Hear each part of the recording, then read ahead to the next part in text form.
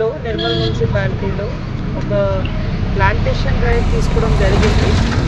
Last 1 week నుంచి మన నిర్మల్ జిల్లాలో క్లెన్లీనెస్, ఎన్వైరన్మెంట్ కన్జర్వేషన్ మీద రూరల్ ఇంకా అర్బన్ సిబ్బంది అందరూ ఇది పని మీద ఉన్నారు. ఊరు క్లీనింగ్ కూడా నడుస్తుంది. ఈరోజు సేమ్ ప్రోగ్రాంలో భాగంగా మన ఐడిఓసి చౌరస్తా దీంట్లో డివైడర్ ప్లాంటేషన్ స్కూల్ పిల్లలతో పాటు ఎడ్యుకేషన్ డిపార్ట్మెంట్తో పాటు మున్సిపల్ సిబ్బందితో పాటు చేయడం జరిగింది.